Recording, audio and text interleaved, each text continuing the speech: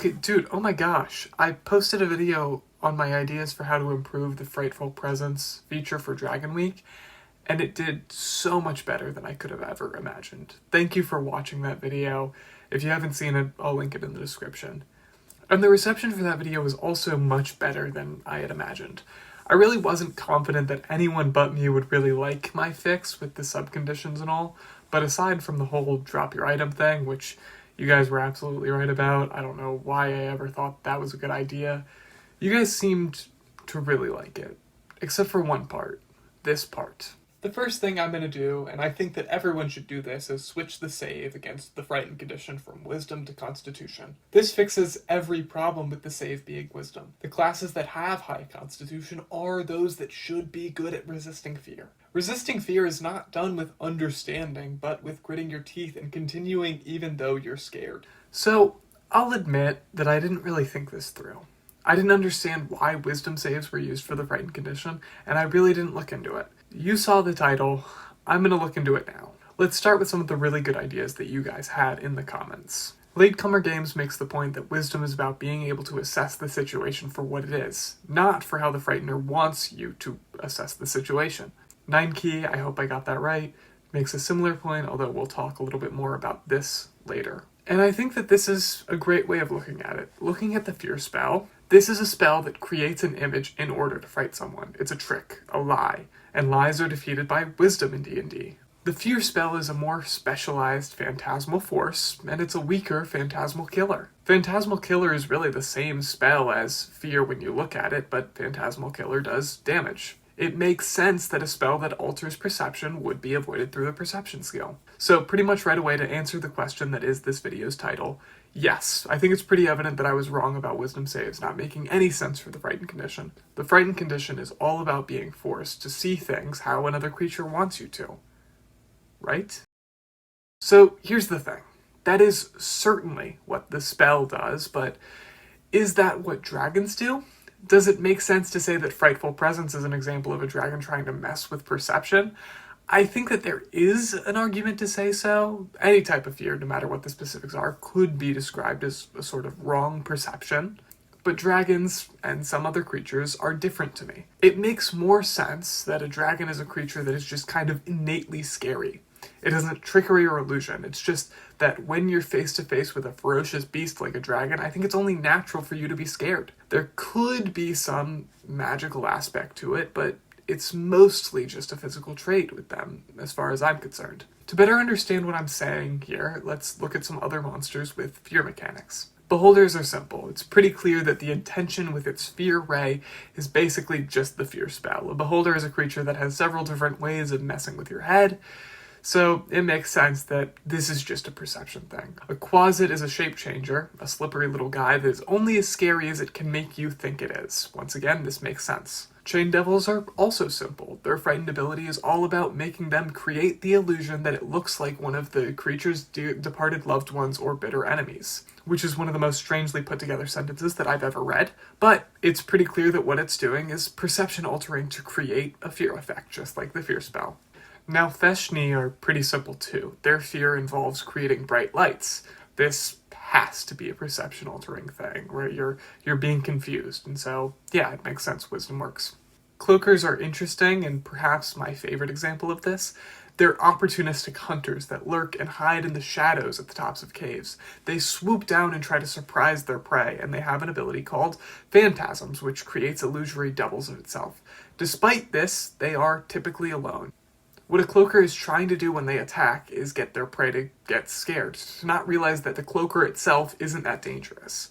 A cloaker is a liar, a creature that has been specialized through evolution to appear as something it isn't. A cloaker is best beat with a cool head and good perception. So, cloakers make sense, and all of these monsters that I've covered make sense, but not every monster does. There are quite a few undead monsters that have some sort of fear mechanic. From mummies to ghosts to banshees, there is some mechanic in all of these stat blocks that can frighten. I would argue that the mechanical reason for this is because there is something innately terrifying about the undead. Take the banshee, for example. It has an ability that's called Horrifying Visage, which causes the frightened condition. There is no flavor description of what the banshee does to cause this fear, so the only clue is in the name.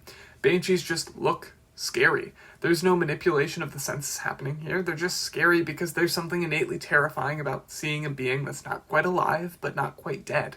It's just scary. For another example, look at a Revenant, which has a fear ability that is localized to only those whom the Revenant has sworn vengeance against. What this means is that this is someone that a PC knew before their death.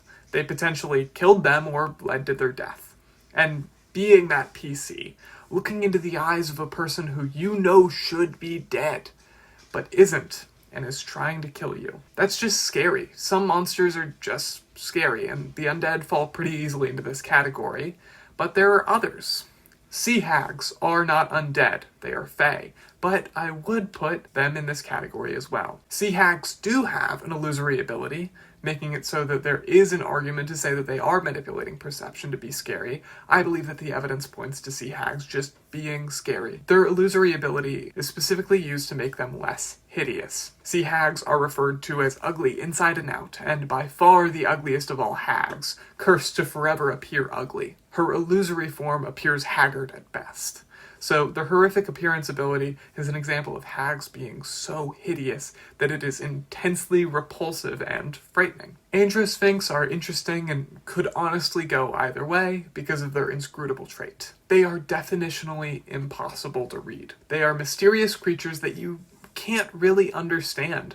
I could absolutely see an interpretation where this means that to pass the save against the frightened condition from their roar is to understand the Androsphinx. I, though, would probably go the other way and say that because the Androsphinx is so hard to understand, there is innate terror in that.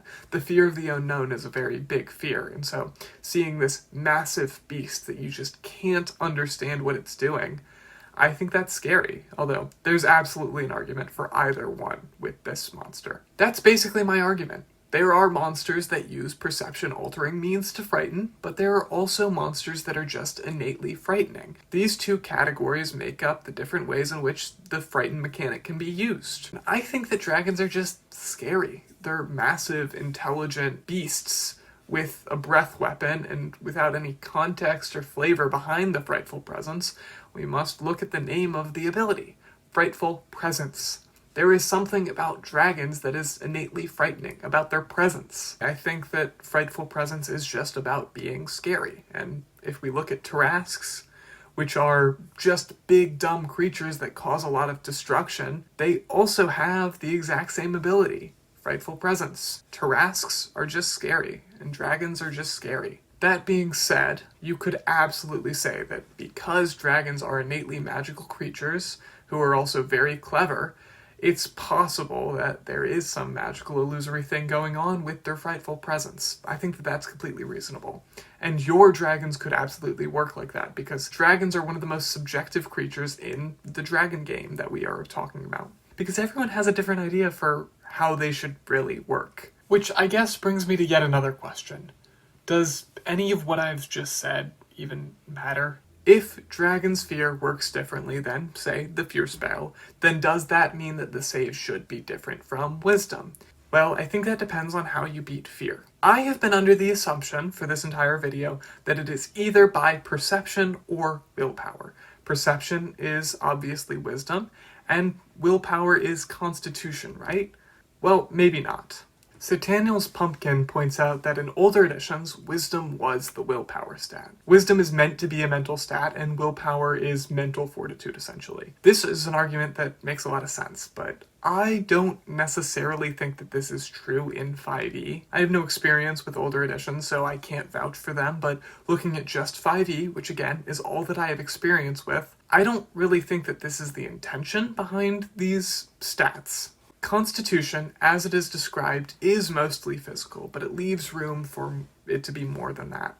A Constitution check can model your attempt to push beyond your normal limits, but those limits are not strictly physical. It never says that. Yes, the examples listed are fairly physical, even though they're definitely mental areas of these examples, but the point is that it doesn't exclude pushing beyond mental limits. Wisdom, on the other hand, has nothing about mental strain in the description, and the example of mental strain that I most readily think of in D&D is concentration, and concentration is a Constitution save. But once again, no experience with older editions, so if this is something that you're comfortable with, absolutely. I'm just saying that from 5e, I'm not sure if this is really the intention. And so under the assumption that you beat fear by perception or will, I guess that Constitution and Wisdom make sense. But is this a false dichotomy? Is there another solution? Well, yes, there is. There's a really simple solution. Sakwana, I hope that's right, points out that Wisdom is the emotion stat, and this is absolutely correct. Fear is an emotion, and Wisdom is the emotion stat. Use Wisdom for fear. So does this mean that this whole video, and the parts in the last video where I was talking about Wisdom saves, I've been overcomplicating things and trying to fix a mechanic that's fine as it is? Am I really just making a mountain out of a molehill? Is the solution that this is a game and I don't need to try and make fear more complicated than it is because it becomes harder to play with? Okay, but what if we made everything more complicated? I mentioned earlier Phantasmal Force, a spell that is similar to both Fear and Phantasmal Killer, but doesn't have any connection to the Frightened condition. However, you will notice that it uses an Intelligence save instead of a Wisdom save. Yes, it doesn't have any connection to the Frightened condition, but I don't think that that matters. It's really the same thing. This spell can make an illusion of a creature or an object. Fear does the same thing, but it's specifically with the creature's greatest fear. This implies that Intelligence can also be a save for Fear, which makes a lot of sense. Intelligence and Wisdom have a lot of overlap. So if you're beating fear by perceiving it, it makes sense that you could also beat fear through Intelligence. Which brings us back to Ninth Key. They came up with this amazing idea for how every stat can be used as a save against fear. Intelligence is rationalizing a fear. Wisdom, as we talked about previously, is assessing the situation. Charisma can sometimes be explained as fierce character, and so it's very similar to courage. I really like this explanation of charisma because it makes sense with paladins.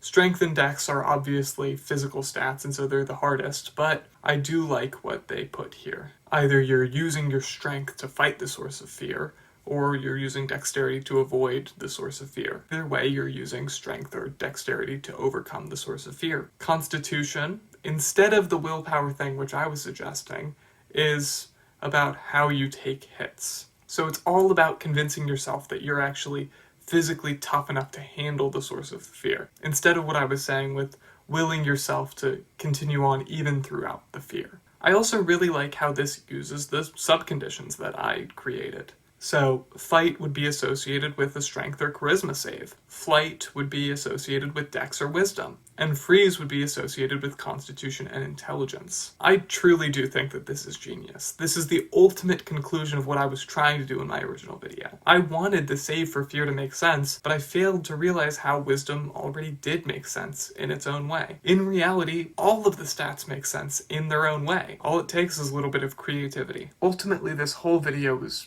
just about how much I love this idea. This is a far better solution than anything that I could come up with, and I would really recommend discrediting everything I said about saves in my last video and to take this advice. Or you could just not. Ultimately, every other idea that I brought up in this video and tried to say why I disagreed with is just as valid as anything else. If this video proves anything, I hope it's that I have no authority when it comes to D&D. I have a few good ideas and then many more terrible ones. If wisdom works for you, then use it. If not, then don't. This game is meant to be customizable for a reason. Honestly, this idea really makes me want to try letting my players choose what stat they use for most saves. As long as I make sure that they have a reason more than just using a stat they're proficient in. I know that I kind of framed it as a joke when I said that the solution was overcomplicating things, but I think that fear is just one of those complicated things where if you really want to make it make sense, you have to make it complicated. And so if you want to just do a simple solution, that's fine. But if you really want to think about fear and how it exists, you gotta change a lot of stuff. But now that all that D&D stuff is done, I have something else to mention. For those of you that are new to my channel following the Dragon Week video, welcome. That being said, in all transparency, if you've looked at my other videos on this channel, you'll notice that I don't have any D&D videos other than this one and the Dragon Week video. I'm not a D&D YouTuber.